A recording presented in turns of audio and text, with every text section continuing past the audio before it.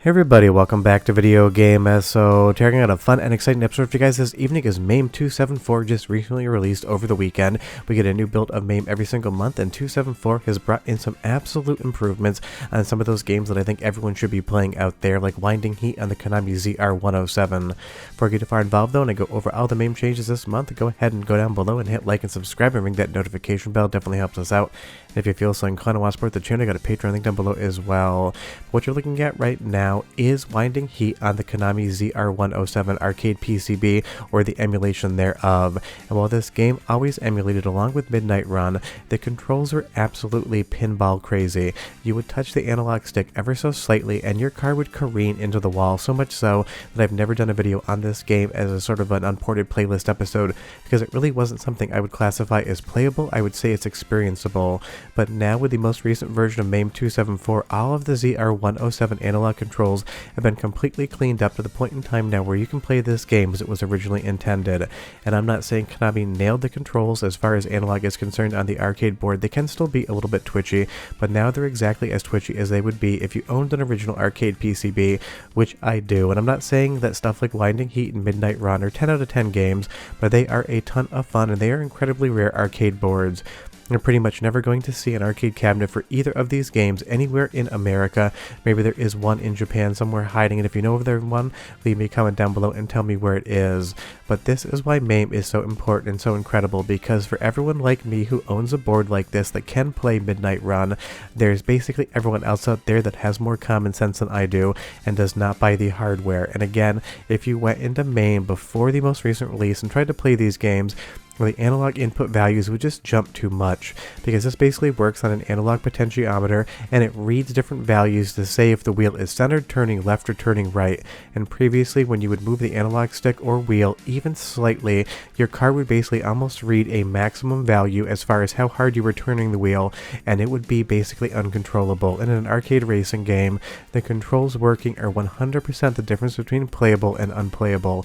And you'll see here as I get a little bit further into Winding Heat, now you can play this game. And again, don't be surprised if the controls are a little bit wonky. Konami was not the best at making arcade racing games until they got to stuff like GTI Club, Thrill Drive, and Racing Jam. This was Konami's first attempt at basically doing racing in 3D, and while the game is a ton of fun and has a lot of challenge, it is not perfect by any stretch of the imagination. But it is a game worth checking out, and it is a game that's incredibly rare as real hardware, so now being able to play something like this in MAME and controlling it correctly is huge. And I will leave a link down below to the text file of all of the different improvements in MAME. I'm just taking a look at some of my favorites of the month because there are some big ones in there, but there are a ton of new working machines and new bug fixes that might be for some of your favorite games. So definitely every time a new version of MAME comes out, look at the change log, look at that new readme text file to find out exactly what happened, because there is a lot of news in there. But let's move over to another Konami ZR107 game, and definitely the better of the two in my opinion. This is Midnight Run. It is absolutely an awesome arcade racing game that kind of feels like the progenitor of something like Racing Jam and Racing Jam Chapter 2. Technically it's Road Fighters 2 Midnight Run, but I'm just calling it Midnight Run for the rest of the video. And I did a long play on this a while ago on my original arcade hardware, and I have a full wheel and pedal setup so I can dial in the analog exactly how I want it to be. But again, if you just wanted to load this thing up in MAME, you could experience the game, but actually trying to get first place was incredibly difficult, and again, it was just down to the fact that the controls would absolutely max out on the left and right for the analog, and that's something that really makes the games way more difficult to play than they should be, and that's not a knock on the MAME developers whatsoever.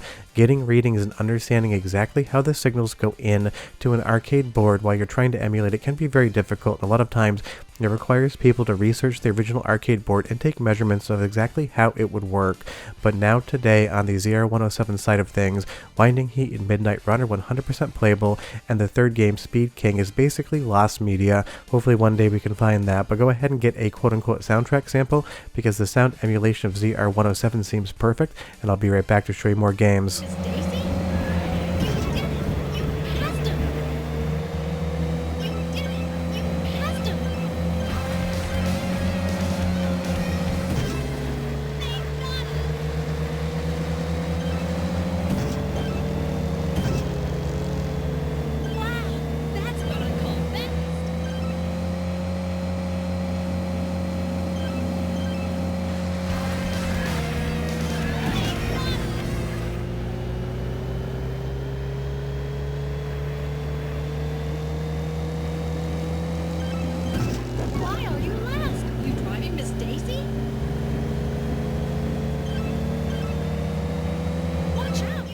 I said quote-unquote soundtrack sample because Midnight Run doesn't actually have music unless you're starting the race or you're starting a new lap. For the most part, it is just sound effects of the engine running, as well as some of those voiceovers kind of critiquing your overall racing, which is kind of fun. And again, this is the type of game, the arcade cabinet is basically extinct in North America. I have not seen one for probably 15-20 years at this point in time, and you know I love my Konami 3D arcade hardware, so it's an arcade board I picked up for like 50 bucks, maybe 7 or 8 years ago, and I've always had it in my collection.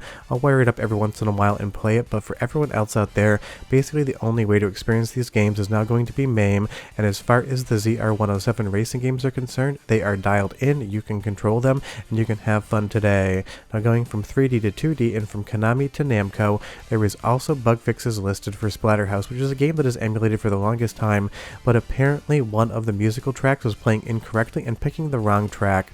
And that is the thing about MAME. Even if games have been running for 10 or 15 years, there are still areas in which they can be improved, and it just waits for someone to come along and actually do the work, because MAME is obviously an entire volunteer project. Everyone that works for it does incredible stuff, and sometimes you just have to wait for a motivated person to come by and decide to take one of those bugs on the list and actually fix it up. It's one of those things. ZR107 has emulated for the longest time, but the steering was off, and apparently on Splatterhouse side there was an incorrect musical track playing, and this is always incredible because you want the right music, you want the right graphics in the right spots, and honestly trying to actually buy an original Splatterhouse arcade PCB if you want perfection, you're going to have to spend over $8,000 for the right to get it, or you can move over to Mr. FPJ and have an FPGA core for it. But MAME improving stuff like this, going back into previous work and patching up bugs, is what it's all about, because it's not like every single month you're going to get a brand new machine playing before. We're getting to the point in time where pretty much every arcade board in MAME will at least show some signs of life, and a lot of games will be playable, so now it's kind of into the bug fixing territory, and I know we're only at 0.274, and it might take another 50 years to get to a MAME 1.0 release if it ever happens, but stuff like this is a ton of fun. Now if you go in and decide to play Splatterhouse, you're going to get the right music on this Stage 2 boss as it was supposed to be on the arcade board, and it's just one of those things. It's such a classic game, it's such an expensive game to buy as real hardware. Having it here on MAME is a ton of fun, and I absolutely celebrate these bug fixes. And you know full well I love my horror arcade gaming, and I also love Konami and the 3DO M2, so let's transition from Splatterhouse over to Evil Knight. And just so you know, this is an original capture from my arcade board to start. There's been a couple bug fixes and improvements on the 3DO M2 side of things this month as well. And if you know me and you know the channel, you know I absolutely love 3DO M2, and it is 10 out of 10 exceedingly rare hardware, so for most people playing in MAME's the only way you're going to be able to experience it. And on an original Evil Knight board there is a 3-player option, and in MAME apparently the controls were not hooked up for player 2 and player 3, and apparently in Total Vice it was only player 1 as well. So now if you go in this month and actually try to play any of these games in MAME, Total Vice or Evil Knight, you'll have all the player controls for multiple players. Additionally, when you actually launch into 3DO M2 emulation in MAME, the intro sequence and the test menu as far as the game actually booting up would absolutely just get really close to going to 1 frame per second slowdown. There was some sort of problem with the actual intro hardware sequence in MAME, and that's all been fixed up, so now it's going to load up exactly as fast as it would be on original hardware, which isn't the biggest change in the world, but now you have multiple player support for Evil Knight and Total Vice, and you have emulation that's good enough to experience the games, and I would consider it quote-unquote playable because you're watching emulation footage here obviously. So hopefully in the future some of this speed and audio issues in 3DO M2 emulation get patched up when we get to be as close to real hardware as we can be. Now speaking of light gun games that remind me of Total Vice, Under Fire from Taito also got some improvements, and this game has an absolutely hilarious soundtrack, so go ahead and listen to the sound quality for 35 seconds. I'll come back and tell you exactly what was fixed.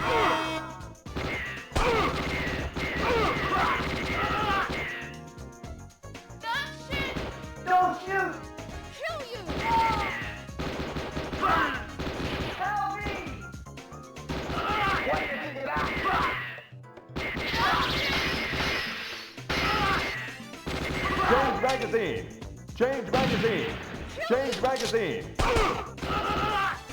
Kill you! Change magazine! Power! Fire! Fire! Fire! You've got the shotgun! Fire! Fire! Fire! Gotta love an 80s jazzy soundtrack for a game that's absolutely janky like gun goodness. Am I saying Under Fire is an incredible game? No. Am I saying it's a fun game worth checking out? Yes. And it was some of the targeting graphics and other underlying hardware on the board that's been patched up in MAME, so definitely check it out. It is an absolute vibe. And moving over to the last game I'm going to showcase here, this is Jetwave, another Konami 3D arcade board, and another board where the analog controls are absolutely just dialed up to 11, and that seems like an issue with Konami all the way through from ZR107 to even Konami Viper, where some of the analog to digital conversion of the actual controls was not working and still is a little bit touchy. And that is such a good improvement because these games now play and control like they would if you had an original arcade board in front of you, and I know because I do have these boards, and this is great stuff. It basically brings 3 brand new Konami 3D arcade games into the playable category in my opinion. I always like to call things either not playable, playable, or experienceable. And when I say experienceable, I mean you can take a look at the graphics, you can understand what the game was trying to do, but there's some issue in the gameplay that really makes it not as much fun as it would be if it was working correctly. And now Jetwave is definitely one of those games that goes to the playable category. It's working with the analog controls and they are calibrated correctly, and that is always awesome to see. So every single month when MAME does something fun that I can talk about, I will definitely keep making these MAME update videos because you guys seem to enjoy them.